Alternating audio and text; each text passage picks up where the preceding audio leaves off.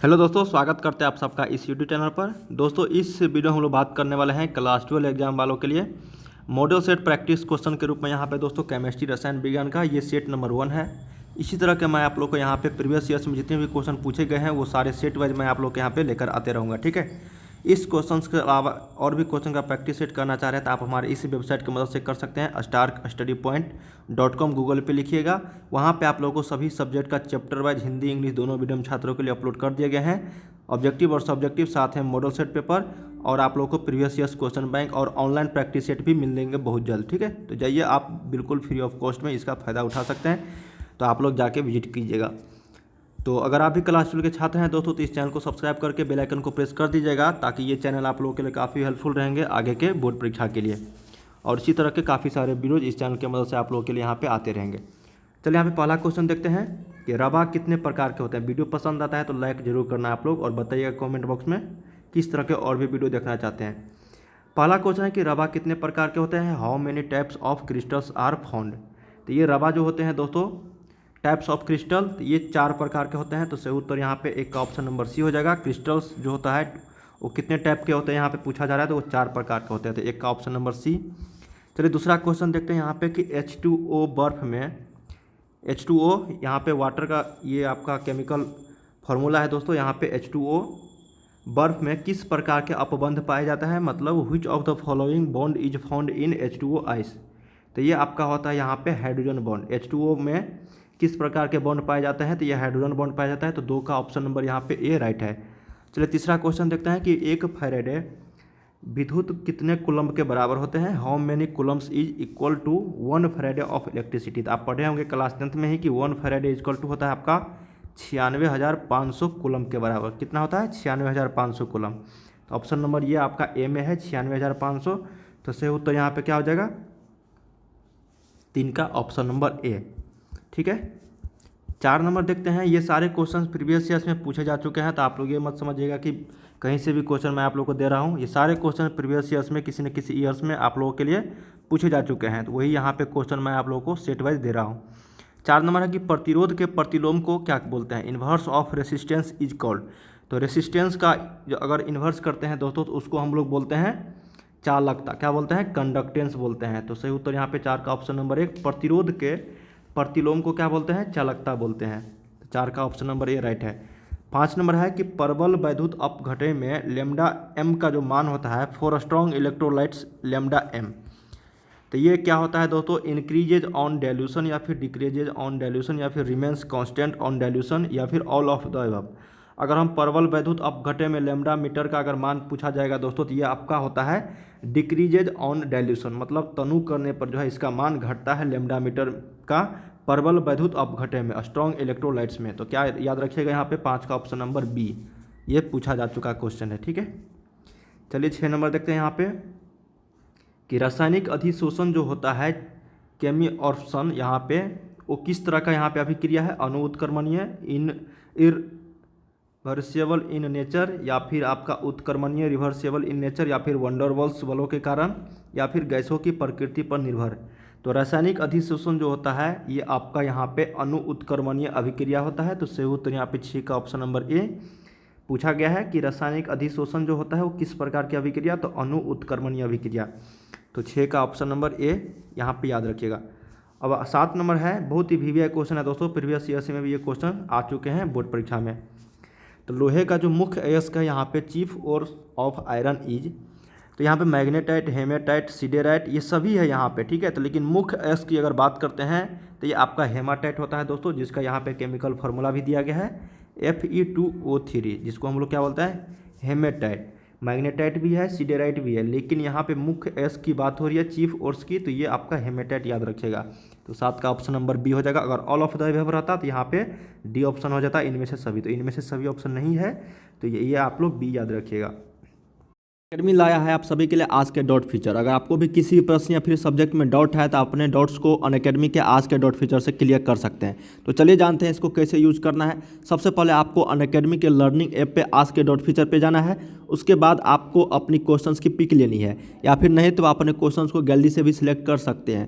Questions को अच्छी तरह से क्रॉप कर लीजिए और आज के डॉट फीचर पे अपलोड कर देना है। उसके बाद आपको अपना सब्जेक्ट यहाँ पे चूज करना है। जैसे मेरा यहाँ पे क्वेश्चन साइंस का है तो मैंने यहाँ पे साइंस चूज किया।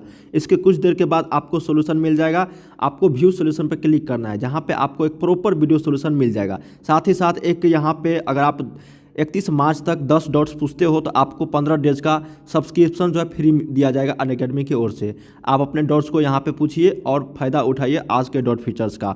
इसके साथ ही आप अनलिमिटेड कोर्स में यहाँ पे इनरोल कर सकते हो। अगर आप फर्स्ट टाइम इस फीचर्स को यूज़ कर रहे हैं तो आपको अनलॉक करने के लिए कोड की ज़रूरत पड़ेगी। तो आप उस कोड में SSP10 डाल सकते हैं। लिंक मैंने वीडियो के डिस्क्रिप्शन में दे रखा है, तो जाइए आज के डॉट फीचर का लाभ उठाइए। कार के अयस्क का सांद्रण इलेक्ट्रोमैग्नेटिक पृथक्करण विधि द्वारा किया जाता है।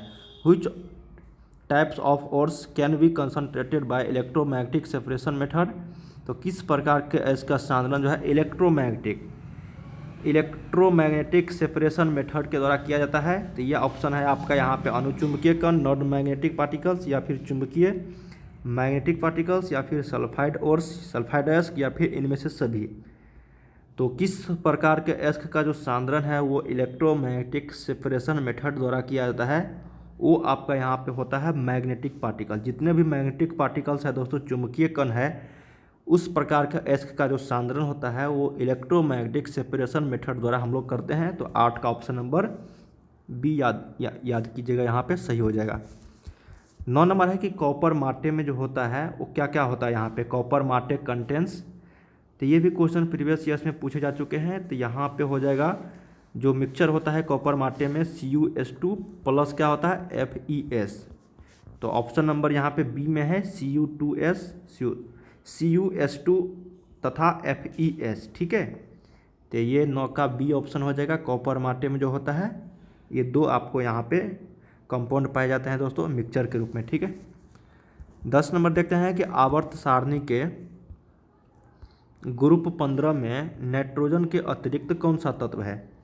देखिए आवर्त सारणी आप लोग पढ़े होंगे, उसमें टोटल 18 ग्रुप और 7 आवर्त होते हैं, जिसमें से पूछा गया है कि 15 ग्रुप में नाइट्रोजन के अतिरिक्त कौन सा तत्व है। तो ग्रुप 15 में बहुत सारे एलिमेंट्स हैं, जिसमें एक नाइट्रोजन भी है, जिसमें नाइट्रोजन आप लोग को ऑप्शन क्वेश्चन में ही दिया गया है। और 4 ऑप्शन यहाँ पे ऑक्सीजन, फास्फोरस, कार्बन या फिर ऑर्गन। इस 4 ऑप्शन में से कौन से और तत्व उस आवर्त सारणी के ग्रुप 15 में स्थित है, मौजूद है। तो ये आपका हो जाएगा यहाँ पे फास्फोरस। क्या हो जाएगा, फास्फोरस जो है नाइट्रोजन के अलावा ग्रुप 15 में आवर्त सारणी के अतिरिक्त तत्व है। तो सही उत्तर यहाँ पे 10 का ऑप्शन नंबर बी। 11 देखते हैं कि डी ब्लॉक के तत्वों को दूसरे किस नाम से जाना जाता है। टोटल 4 ब्लॉक होते हैं SPDF, जिसमें से यहाँ पे पूछा गया है डी ब्लॉक के तत्वों को और किस नाम से हम लोग जानते हैं। D block elements are also known as, तो ये हम लोग जानते हैं दोस्तों संक्रमण तत्व, मतलब ट्रांजिशन एलिमेंट्स के रूप में। तो सही उत्तर यहाँ पे आपका हो जाएगा 11 का option number A. Transition elements के रूप में हम लोग जानते हैं डी ब्लॉक के तत्वों को। चलिए 12 नंबर देखते हैं यहाँ पे कि जिंक है एक, क्या है जिंक, क्या है दोस्तों संक्रमण तत्व, लैंथेनाइड या फिर सामान्य तत्व या फिर S ब्लॉक के तत्व। तो जिंक जो है दोस्तों ये आपका हो जाएगा यहाँ पे संक्रमण तत्व है, क्या है ट्रांजिशन एलिमेंट्स है, या फिर बोल सकते हैं हम लोग डी ब्लॉक के तत्व है। तो सही उत्तर यहाँ पे 12 का ऑप्शन नंबर ए। पूछा गया है कि जिंक क्या है, एक संक्रमण तत्व है और डी ब्लॉक के तत्व है। ठीक है, transition elements and D block elements. तो 12 का ऑप्शन नंबर ए। 13 नंबर है कि Mn3+ एक ऑक्सीकारक है। Mn3+ is an oxidising agent because. ठीक है, तो ये आपका हो जाएगा क्यों होता है दोस्तों Mn3+ एक ऑक्सीकारक, वो इम्पिटी डी ऑर्बिटल, मतलब डी कक्षक में वो खाली होने के कारण, यहाँ पे खाली डी कक्षक के कारण यहाँ पे Mn3+ जो है एक ऑक्सीकारक यहाँ पे माना गया है, ऑक्सीडाइजिंग एजेंट। ठीक है, तो 13 का ऑप्शन नंबर यहाँ पे सी। पूछा गया है ये सारे क्वेश्चंस, तो याद रखिएगा। अब यहाँ पे 14 नंबर है कि K2ZnOH का होल 4 का आयुपेक नेम क्या है। आयुपेक नेम ऑफ K2ZnOH का होल 4। ठीक है, तो ये आपका केमिकल नेम्स है दोस्तों। यहाँ पे केमिकल फार्मूला दिया गया है K2ZnOH का होल 4 में आपको बताना है यहाँ पे कि इसका आईयूपीएक नेम क्या है। तो आईयूपीएक नेम यहाँ पे है पोटेशियम टेट्राहाइड्रोक्सो जिंकेट। ये जो आपका पहला ऑप्शन है यही इसका राइट है दोस्तों, K2ZnOH4 का आईयूपीएक नेम। तो चलिए याद रखिएगा यहाँ पे 14 का ऑप्शन नंबर ए। 15 नंबर देखते हैं यहाँ पे कि क्लोरोफॉर्म ऑक्सीजन से प्रकाश की उपस्थिति में अभिक्रिया करके कौन सा यहाँ पे प्रोडक्ट देता है। ठीक है, क्या क्वेश्चन है यहाँ पे कि chloroform on treatment with O2 oxygen in presence of light gives, मतलब प्रकाश की उपस्थिति में क्लोरोफॉर्म जो है ऑक्सीजन से अभिक्रिया करके कौन सा प्रोडक्ट देता है। तो वो आपको देता है दोस्तों फॉस्फिन या फिर फॉस्जिन या फिर फॉस्फोरेसेंस या फिर मीथेन। तो ये आपका देता है यहाँ पे फॉस्जिन। तो सही उत्तर यहाँ पे 15 का ऑप्शन नंबर बी हो जाएगा। 16 नंबर देखते हैं लास्ट क्वेश्चन, इसके बाद एक और क्वेश्चन देखेंगे 17 नंबर। ठीक, एल्कोहल और फिनॉल बनाने में अल्केन एवं एरीन का एक हाइड्रोजन किससे प्रतिस्थापित होता है। एल्कोहल और फिनॉल बनने में एल्केन और एरीन का कौन सा एक हाइड्रोजन जो है यहाँ पे किससे प्रतिस्थापित हो जाता है, वो आप लोग को बताना है। तो वो आपका होता है दोस्तों यहाँ पे OH फंक्शनल ग्रुप का जो होता है ना, किससे प्रतिस्थापित होकर एल्कोहल और फिनॉल बनाया जाता है। तो वो OH ग्रुप का ही होता है, एल्कोहल ग्रुप का। दोनों में हॉल लगा हुआ है, मतलब एल्कोहल ऑल लगा हुआ है, ऑल ग्रुप, तो उसको हम लोग एल्कोहल ग्रुप मानते हैं फिनॉल बनने में। ठीक है, तो सही उत्तर यहाँ पे 16 का ऑप्शन नंबर बी हो जाएगा। चलिए एक और क्वेश्चन देखते हैं यहाँ पे 17 नंबर, उसके आगे के क्वेश्चन हम लोग अगले वीडियोज में कवर करेंगे। 17 नंबर है कि ग्लिसरॉल है।